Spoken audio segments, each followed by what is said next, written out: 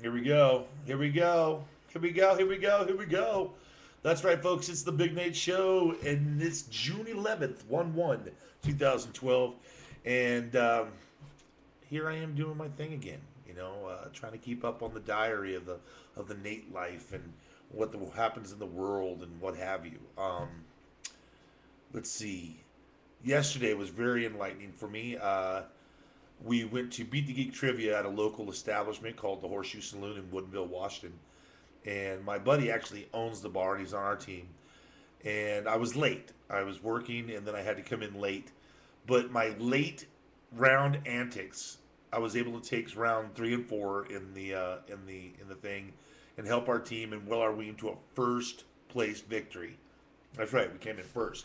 Normally we're number two because we're usually the shit, but um, we took a number one placing finally, and it felt so good, to know these categories and really do what we got to do. So I love trivia. I love being knowledgeable and basically stupid bullshit that nobody ever should really remember.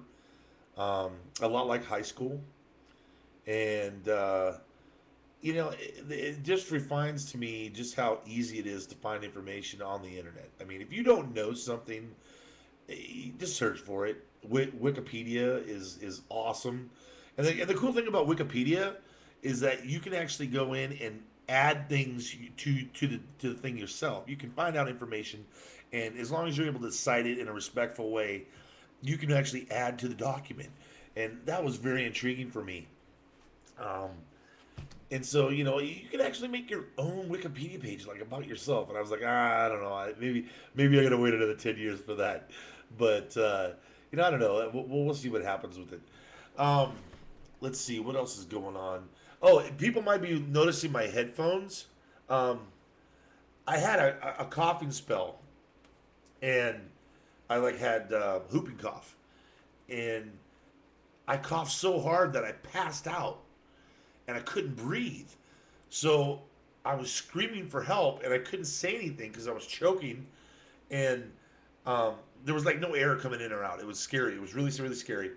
And so I had my headphones on like this, and I took them off and I like just hurled them across the room in a panic, and they ended up breaking. And so I had to try to duct tape them. So if my headphones look a little broken and they were a Christmas present for my son-in-law and my daughter, thank you very much. They're awesome headphones. They don't really sit on my head anymore as well as I want to.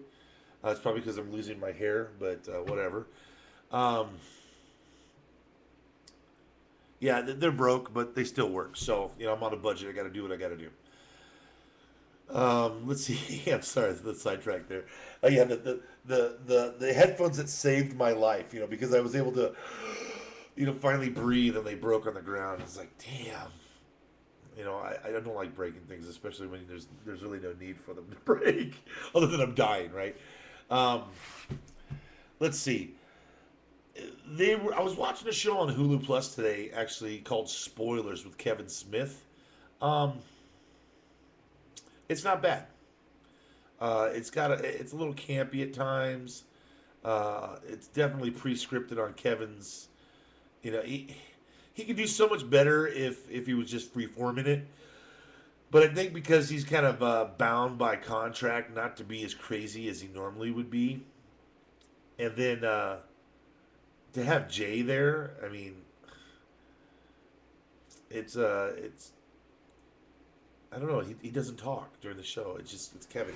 It's kind of like role reversal and for the movies, and it's just really really disturbing to try to. I mean, it was a good show. I learned a lot, and they have good things to say about people in the movies, and obviously they're editing out what they feel is within standards of the spoiler content.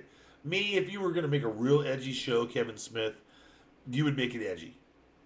I mean, I would be dropping in scenes from the movie and explaining what the hell the shit is. And, like, here's the trailer. When we watched it, we thought it was this, but it was actually this. You know, a lot of people don't like their movies being spoiled. Me, I would rather have an idea of what the movie's about. Um, Not giving away the ending or anything like that, but calm down my preconceived notions, because I mean, I was so pumped for Prometheus, right?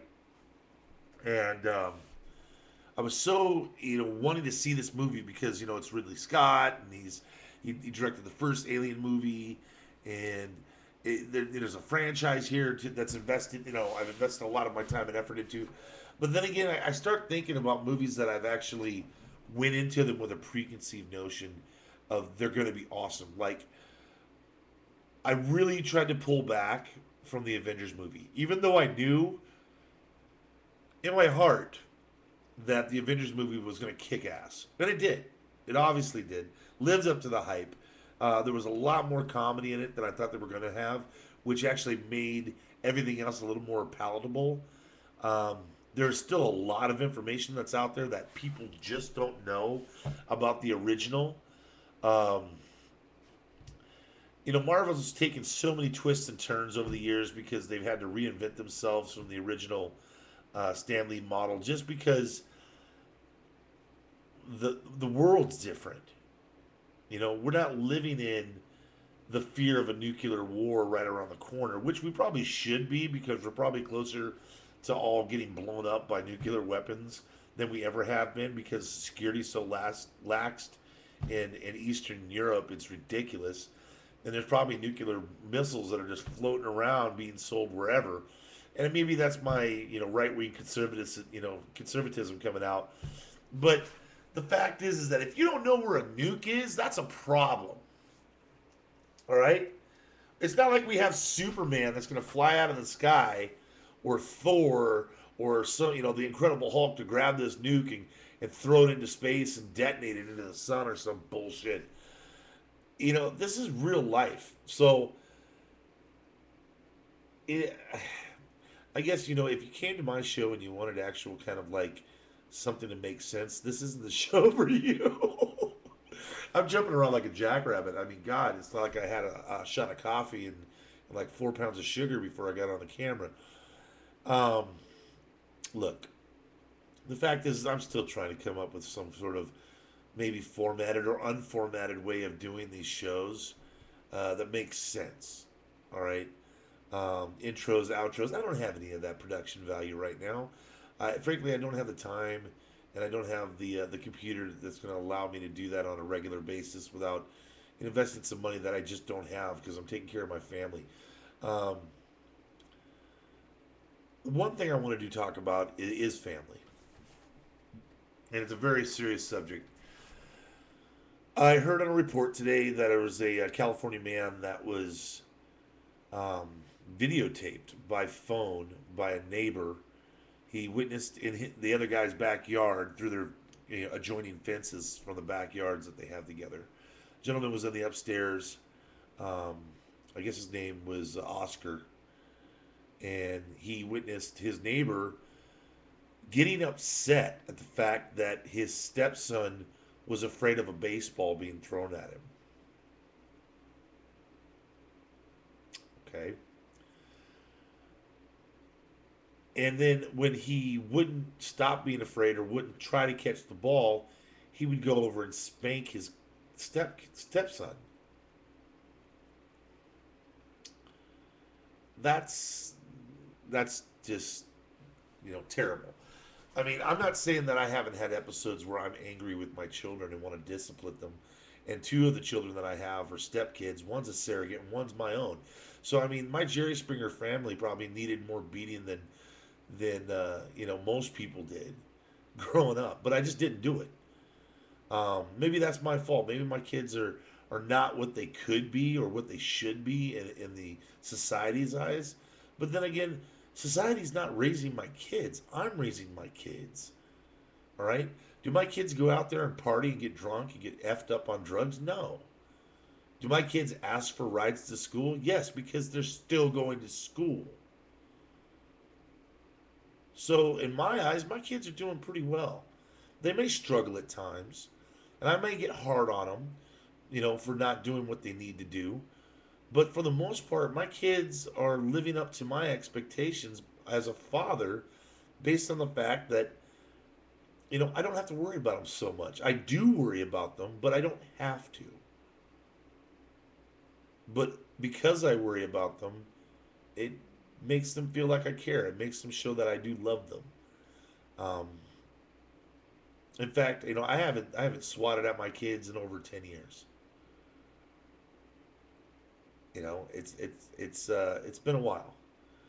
When I first got into a relationship with my wife, the kids were already a certain age and they lacked certain discipline, and I went through a disciplinary phase with them. But then I started remembering back when I was a kid, and how, like, at 12 years old, I had a 65-year-old grandfather who would beat me for the stupidest shit, for just being a kid. There's one thing to scold your grandkids for doing something they probably shouldn't have done, and maybe taking some privileges away from them, but to whip them with an orange switch that they had to go out and find in the orchard, to the point to where you're bloodied and bruised, that just goes a little far. I mean, I love you, Grandpa, wherever you are. I mean, he's dead. But honestly, I believe that karma ate that man alive. When he died, he had one lung. When he died, he had no legs. When he died, he was half the man he used to be, literally. And why was that? Is because he lived a hard and defiant life against the world, and then raised his family as best he could, but never looked at the moral obligation to stepping back, and rather than taking discipline out on your grandchild, to maybe just talk to the parents, your daughter.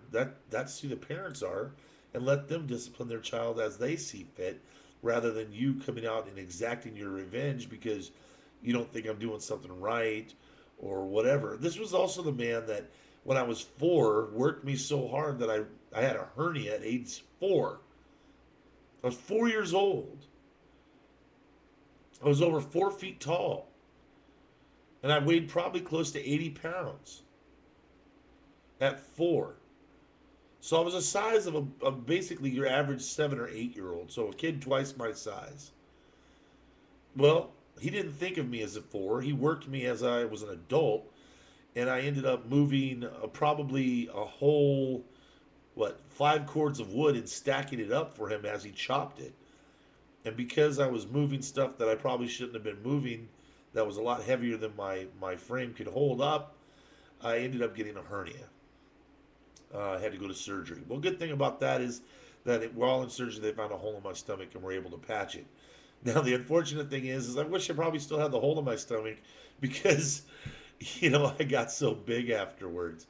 I ballooned up really bad after they repaired everything. I started bloating and eating. The food was actually getting to where it was supposed to go, instead of just sitting inside my diaphragm, I guess, and killing me slowly. Oh, what was a morbid thought? Look,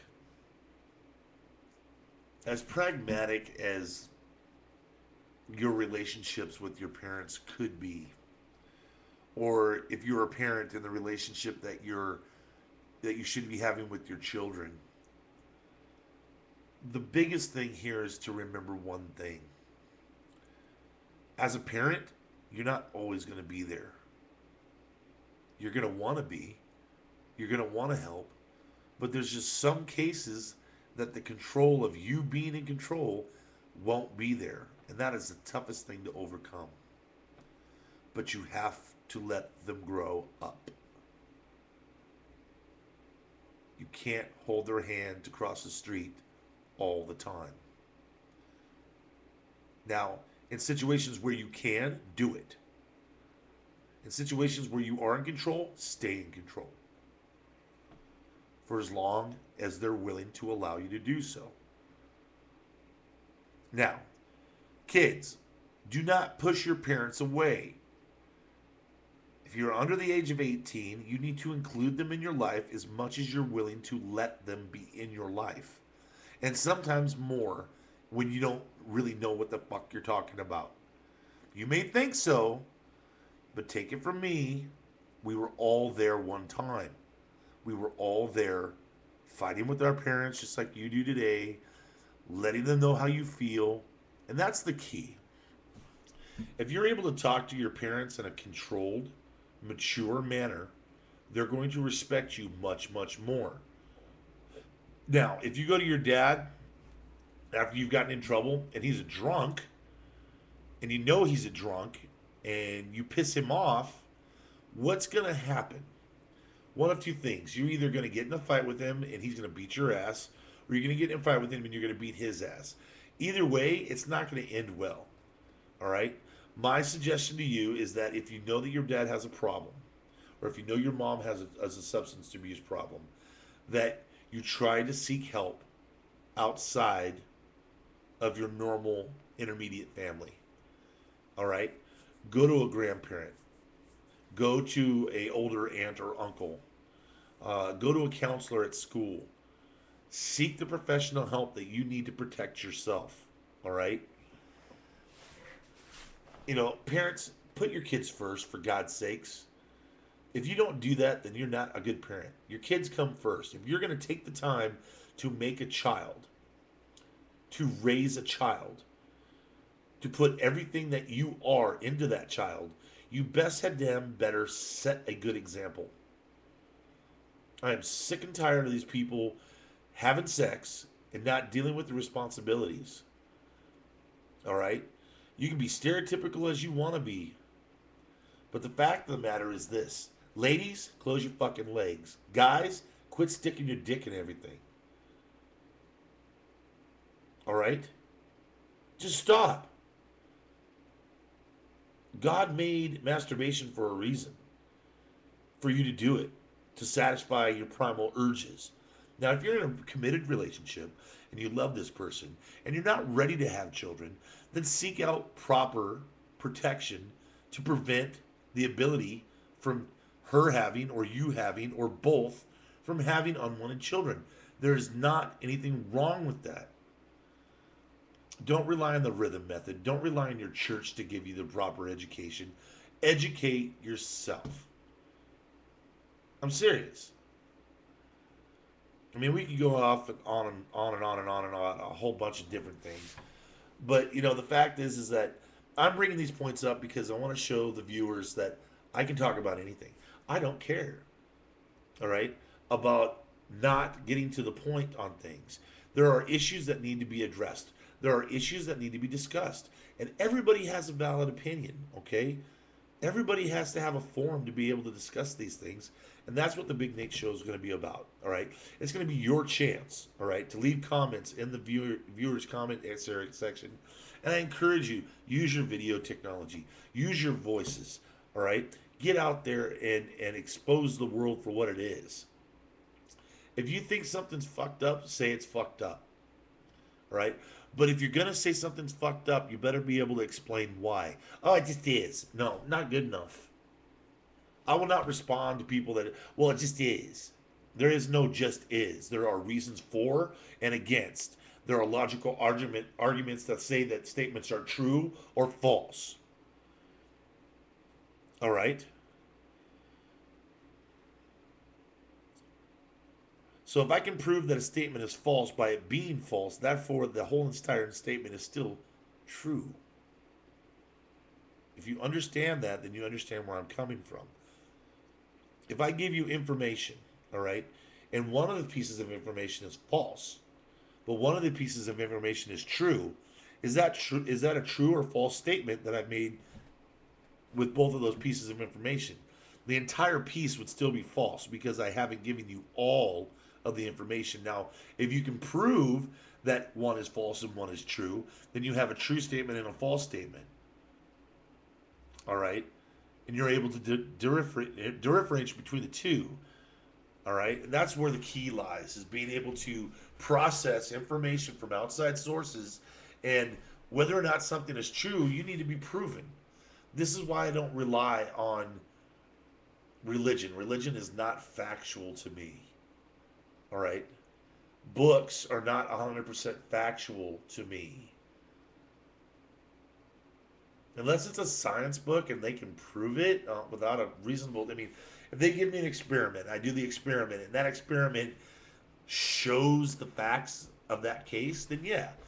I mean, if I'm watching a video and they can say, this is the video of this, and this is why it happened, And I go, oh wow, well, that makes total sense. Like a lot of us have never been in an earthquake. All right, I have several. All right, but you don't know it's an earthquake until after you've been in an earthquake. All right, you don't know what the hell. Your first earthquake, you don't know what the frick's going on for like the first 5 to 6 seconds. You're like, what the fuck, And then all of a sudden, earthquake pops into your head because you've heard it somewhere before. You're like, this has got to be an earthquake. You know, is somebody doing construction out work outside of your house and it's rumbling the ground because you've probably had that happen before, or a jackhammer or something. No, this is an earthquake because when it sloshes out freaking fish out of the tank onto the floor and you're having to scoop them up and put them back into the tank. Oh my god. Anyway, hey, look. The fact is that the Bigg Nate Show is here for you guys, the YouTube Nation.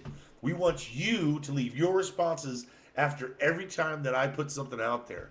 All right, and it gives me something to talk about. I can't sit here and just talk to myself all night, but I can if you want me to. But that's not very entertaining. The fact is that if you want to talk about anything, all right, if you have questions about anything, you might be the lucky one that I pull out and I will sit there and respond to that night.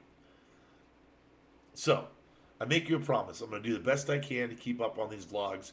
I'm going to do the best I can to make sure that you guys get the best quality that I can give you without blinding you with the light that's behind me. Really, the light should be like up here in front. It should be like right there, right there. Okay, not behind me like that. So, anyway, 22-minute rant? Oh, Jesus Christ. I'm sorry, guys. I really should have cut this down by at least half. All right.